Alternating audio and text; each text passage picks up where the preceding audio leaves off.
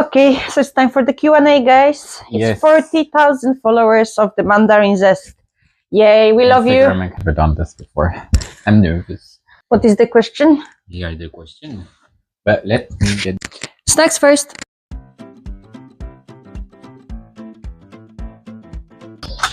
chocolate. It's just a snack, no? Huh? Just a snack. How about the coriander one? Coriander Doritos. Cheese, cheddar, garlic, basil.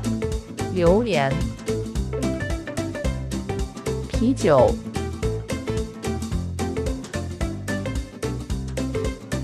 香菜、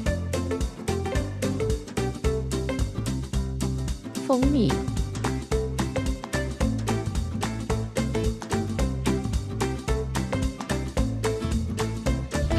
I mean, it already records, but... No. Yeah. Hi guys! This is Mandarin Zest team over here, and we started our Q&A. So like, we got a couple of questions. And in the meantime, yeah, we're trying durian chips we just bought. Yeah, so we'll also try like some of the weird flavored chips that Taiwan has to offer. Can I smell? Oh, okay. Okay, first question. So the first question is, when did you start learning Chinese and why? You can go first, maybe. Can I try? I started over 10 years ago in Krakow, Poland, where I'm from, in the Confucius Institute. Oh, this is bad. Yeah, it's bad, no? No. Okay. I can't. No durian. No, it's... Okay, answer. I'll throw it down. I started in Confucius Institute in Krakow, Poland, where I'm from, because I'm Polish. And I did it for 3 years. Then I went to China for 1 year in Xiamen, not far from Taiwan, actually. And then after 1 year in China, I went to study in England when I was working in a Chinese Malaysian restaurant. And then I did my postgrad study in Taiwan. So I had a direct experience with like a different versions of Mandarin. Yeah, and then for me, I actually started learning Japanese first. When I was living in Mexico, I had a few Japanese friends. Like the thing I liked the most about Japanese were the kanji. And so I naturally moved to learning Chinese. I started back in Belgium, like just one semester class. And I actually didn't like it because they were teaching simplified Chinese, obviously, and pinyin. And, you know, like how Japanese kanji are actually like closer to traditional characters. And I was just like very frustrated with the simplified. Like Taiwan, Hong Kong still use traditional characters. And then I picked Taiwan because they were also like using Mandarin and not Cantonese. Why did you decide to create Mandarin Zest? Because we both came back from Taiwan to Europe. And we were like, well, how do we keep the language going? Originally was meant for mostly for us to keep practicing our Mandarin and to share it with others at the same time, and then it kind of and try to build something with it. Yeah, and we did. Yeah. Third question is, how long does it realistically take to become fluent in Mandarin? Depends on lots of factors. If you live in a country and you actually interact with the locals, not that long, I would say. Like, it really depends on a lot of, yeah, as she said, a lot of factors. Your motivation, how many hours per day do you invest in learning Chinese? Where do you live? If you live in a Chinese-speaking country, obviously it's going to be a lot easier. Coriander chips, Doritos. Similar to my name, Dorota, Doritos. So I should like that. Yeah, these ones are actually very good. I mean, are they? I like coriander. Like, I think it's... I don't like Doritos. But do you like coriander? Yeah, it's alright. Because like, I feel like I've read somewhere that like soap. biological, you smells like better than the durian one. Okay, let's take the other question. Yeah. Okay, this is like a multiple question in one. Did I learn traditional or simplified characters first? How many characters do I really need to learn? And do Chinese people ever forget Chinese like characters themselves? They do. They do. Even as a non-native speaker, I often like know how to write a character that my Taiwanese friend no longer know how to write. You know what I noticed? Like Chinese Malaysians often don't know characters. Like when I was working at the restaurant in England, we had like 1 or 2 people that work alongside. Their Chinese was perfect, but they couldn't write. They were completely illiterate. Yeah. And should I learn traditional or simplified Chinese first? Yeah. Do both if you can. But honestly, like I think simplified is more useful because it's China. Yeah. I would say like it really depends on if you want to go to China, obviously start with simplified characters. If you want to go to Taiwan, to traditional characters. I started with traditional because I moved to Taiwan, but I know how to read and write simplified. I think it's a bit too much coriander for me. I like it. Huh? So you're like, how many characters do I really need to learn? I think it's about 3,000-4,000. Just in the basic, you know more character than I do anyway. But once you get like into like specific industries, for example, if you want to work, I don't know, like in medicine, then you will have to learn more characters than, you know. Yeah, I don't know the medical words so far. Yeah. You wanna see your face reaction? You just like it. Okay, that wasn't Durian. It's a bit spicy though. Do tones really matter? Will people still understand me? Yes, they matter. Yes, practice them. Pay attention, especially in the beginning. But yeah, so yes, they matter, but people will still be able to understand you even if you. But only based on the context, exactly. And especially if they know you. So if you're talking to somebody that you don't know, if your tones are incorrect, they may not understand that much. My experience is a bit different. Like I try to be as proper when it comes to tones, but if I want to speak like a bit fast, I don't really pronounce my tones. Like if you're talking about like food and then you miss 睡觉 with 睡觉, like they know that you're not talking about sleeping, and then you're talking about like. But it's very important, at least in the beginning, to always mark the tone as you enter the language, so you make sure you actually pronounce it well. Beginning, this base tone practice is very important. I would say you need a foundation. Yeah. And then you can chill. Yeah. Next one. Is it okay to have a foreign accent in Chinese? It's okay to have a foreign accent in any languages. Like, I'm not showing my French accent that much. It still comes out sometimes. Like, I'm Polish accent too. I'm pretty sure. So like, no, it doesn't matter much. By the way, this is the beer flavor of chips. So that's the next one we're gonna try. And I think we're gonna like that. I'm not sure. Like, not sure. I don't mind beer, but like beer flavored chips is gonna be weird. Okay. I'm gonna open. Can you open? If you could go back to the beginning of learning Chinese, what advice would you give past you? Me, like, although I would be like, don't be so afraid of the fact that you don't remember all the characters. Because like anyway, you will not actually have to read all of them and like write all of them. Because like most of the time, you just type them on your phone with pinyin or Juin. If you live in Taiwan, it's actually not that hard. Don't stress too much over characters. Just like pay more attention to how you pronounce. And as you live in China or somewhere else, and like you have the possibility of like observing characters in your everyday life, you will discover that it's actually the understanding, the reading part comes naturally to you. Is it good? It's sweet. It's sweet. Yeah, it's weird. What's weird? Well, for me, if I could give myself an advice. That's a funny one.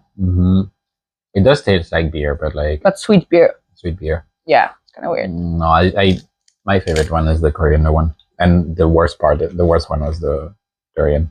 I tend to be a bit of an introvert. I would just say like, fuck it, just talk to people a bit more. Especially to old people, because they love to talk to you. Because that's my biggest issue with any languages is the spoken part. Like for example, with Chinese, I have no problem with Chinese characters. I write pretty decently, but I don't talk that much. It's not as bad actually. It could be a little bit less sweet, but like. What do you personally get out of running Mandarin Zest beyond content? And what do you hope Mandarin Zest becomes in the future? To make it into online school. Yeah. But so far we make nothing out of it. First of all, we get to practice our Chinese every day by writing and designing content for the platform. I also got to meet like a lot of people. It's a cool project. We also met people in Poland out of like Mandarin Zest. turning Mandarin Zest into a full like online Chinese school. We're not planning on teaching ourselves simply because we really don't have the time. Like, can you teach you guys like how being foreigner, how can you like better integrate in the culture, and how can you like what's the best approach towards learning it basically? So that's how we see ourselves, and we want to hire native speakers. Combination of like two services that we'll have is like provide like consultation services on how you can organize your learning strategy, and we'll also be hiring like professional teachers, Actually, like that language classes. If someone visit Taiwan for the first time, what should they experience? I would say like definitely if you go in the winter, go to the hot springs and go to the night markets, which is like what everyone will tell you, but hot spring part is like a little bit less known. It also depends on what you like. Yeah, go hiking if you're like nature. I would say Taiwan is the best for nature lovers. Yeah. From the countryside back in Belgium, so I like cities more than I like nature. But cities also okay. Yeah, Taichung, Kaohsiung, like I like big cities. What do you miss the most about Taiwan when you're not there? Food, the convenience. The convenience. For me, the weather. Nature. Because I hate cold and winter. I'm in winter more too, comfortable in a tropical country. But I do prefer European summer though. I don't mind Taiwanese summer. Yeah, because you live in a sauna. Yeah, I like. He doesn't use AC at like 40 degrees Celsius. No. Or something Fahrenheit. If you're American, please like translate it to yourself. I don't know Fahrenheit, but like 40 degrees Celsius is a lot. Yeah, no. Like, and not using AC in that, it's crazy. I cannot stand AC. I get sick if I turn on the AC. So no, like even if it's 40 degrees outside, I just get like a small fan and I'm gonna like sweat completely and I'm just gonna be dying without AC at 40 degrees with a humid weather. I'm fine. Yeah, he's fine, but no. Next question. I mean, it's mostly for me because you actually did both, but why Taiwan and not China? Well, that's also because like I spend more time in Taiwan than China in general. I've never lived in China. I've only traveled to China. The reason why I picked Taiwan, the main reason at the beginning was the language. I didn't want to learn simplified characters. I don't know. I've been to China. It's too much for me. It's too messy. It's too chaotic. It's too big. Like Taiwan is a good middle ground. If you want to live in a foreign country, but you don't want to experience, I don't know, 20 culture shock every day. Yeah, but China gives you the adrenaline that you sometimes don't get here, which is also cool. Like I just remember like my first year in China, it was just like so intense and also so cool because like so many things are completely new and you cannot really, even when compared to Taiwan, like the way the people behave, the way things are organized, the scale of things is just like massive. Like a massive cultural shock you will probably not have in Taiwan like that. But like still like for longer living, I would say like Taiwan is a little bit like at least like more relaxed in a sense. You will not get like surprised with like weird stuff every day. So but I sometimes miss that feeling from China, to be honest. I like it too. Like I kind of feel like I want to go back there for like at least a period of time in the future. Yeah. I mean, I'm planning on going back to travel, but I would definitely not. I would not. I would do like a 1 year in China or like a half a year, but in some different region, maybe somewhere in the north, just for the experience of it. I'd be more interested in trying Singapore, for example, than trying China. I just don't want to go through the trouble of like setting up a VPN, and also like I'm kind of like, I mean, we've both studied political science, so we're a little bit more like vocal when it comes to political discussion, and I don't want to be in a place where like I have to be careful about what I say because I could. They mostly don't care. I know they must, except in Beijing. Beijing was horrible. Like I don't know how many times. Like I was there for 4 or 5 days. I got my passport checked like 20 times. But that's something they introduced recently. When I was there, it never happened to me. It was just like every 10 minutes. Also, if you went to Shanghai, it's not like this. Yeah, I'm gonna many other cities are not like that. I would say on political level, you don't really matter in China that much as a foreigner. It's a bigger problem if you are a Taiwanese working for the government somehow or being like involved into pro-Taiwan independence movement. Then you may be like more worried about going. But as foreigners, honestly, like I would say not at all. Yeah. That was just maybe Beijing. Maybe I was there in the wrong time. I was there in March last year, and then really like I was just walking 20 meters, and then there was just a police officer asking me for my passport, and I was like, okay, giving my passport, and then like more of your lovely coriander that you like so much. I'm gonna take beer. And I was just putting my passport away, and then like 10 minutes later, there was just another police officer asking me for my passport. Just so you know that you are watched. Yeah, having to live in that city and having to carry your passport everywhere, and then justify. That's like in Russia. I heard they do the same in Russia. That they just like randomly pick people on the street and ask them for passport. But as I say, I've spent China, like, okay, it was 2017, and last time I was in China 2023. No, 24 actually. Like I did not have such experience, so maybe it changed, or maybe like I think it depends on the city and the place. The month I was there, like maybe March was a very special. I don't know. No, okay, cool. Yeah, but anyway, so that's pretty much for me the reason why I prefer Taiwan over China. What do you think Taiwan does better than Europe? Many things. Technology. Yeah. Cleanliness, everything is super clean. Public bathrooms. Yeah. Europe. Accessibility of food everywhere at any hour. But it also comes with the fact that they work longer hours and they work harder. So is this question versus this like stereotypical comfortable European life when you like quit your job at 5 and you go home, but things are not as convenient as they are like generally speaking in Asia. Whereas like when you are a local person working in Taiwan, like at regular local jobs, you may actually dislike it because you work overtime until night and you don't get paid for that. But at the same time, if you are this foreigner who like lives comfortably, is in some way privileged, or at least when you work for a foreign company, you will have a better life here than in Europe in many ways. No, that's true. Like, but I think this is true for a lot of places. I mean, I've lived in Brussels, was a miserable salary, and life was absolutely disastrous because like everything is expensive in Brussels. So I couldn't do anything with a basic salary back in Belgium. And it's the same in Taiwan. So if you have a local salary, like your options are also limited. But if you live as I mean, even as a Taiwanese, if you work for like a multinational and then you have a like higher salary, like kind of like an international salary living in Taiwan, then you're gonna have a good life. Like, I think life is very comfortable because rent is expensive in Taipei, but not as expensive. I think the most part is not to work until like 9 p.m. without getting paid for that, because people who work in tech in Taiwan, they often have this, and the same for China also has Jiaban, like Jiaban Wenhua, like this overworking culture is a general thing in like Northeast Asia, but like I would say China also, and Taiwan also, and Japan also. So you can't really, if you are part of this system, I would say you are not very happy, but if you are not, then like living in those countries is great. That's what I would say. Yeah, no, I agree. What's the next one? The next one is a funny one. Do you have a backup plan if China invades Taiwan? No. I would say like... I also don't have backup plan if Poland gets invaded by Russia. So like, how can I say like no? I would say like, if we reach the point where China invades Taiwan, the entire world is fucked anyway. So there is not much that we can do. It's World War III and there's just going to be fightings everywhere. Maybe we should just go to New Zealand and build a bunker. New Zealand, or maybe somewhere in South America, like Paraguay. Even Greenland is not safe these days. So yeah, no, like even Greenland, Iceland, Greenland like is gonna get invaded.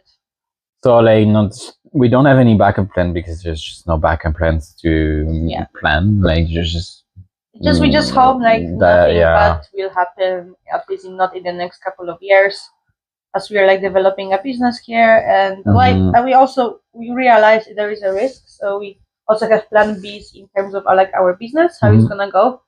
But like, I mean, if they're about to attack, I guess, or somebody told me follow the Americans in Taipei because they're gonna know earlier. So if they go back to the US, then you know, like they are told like you better leave Taiwan, then we just gonna leave. Yeah, but like it was the same in Ukraine actually. Americans knew beforehand like that Russia was like bringing its forces to the border. So like a week or 2 weeks in advance, they were telling that there's gonna be invasion, and like people who didn't believe, well, they were wrong. Yeah. So I bet they were gonna know earlier. Yeah. So if the Americans are fine in Taiwan, then we are fine. Yeah, I think so too. Okay, the last question, and it's a very simple one. It's more personal, but are we a couple? No, I'm gay. So like no, she doesn't have what I want. So like I missed somebody parts. I'm sorry. It's okay. It's okay. But no, we're just very good friends. And we're just eating weird stuff. With snacks. You want to try the Durian once again? No, not even for the show. Take a coriander there. No, we met we studied the same master's degree back at National Taiwan University, and so we met. We are classmates. Former basically. classmates. And now we are co-workers. And now we are co-workers. So yeah, that answers the question.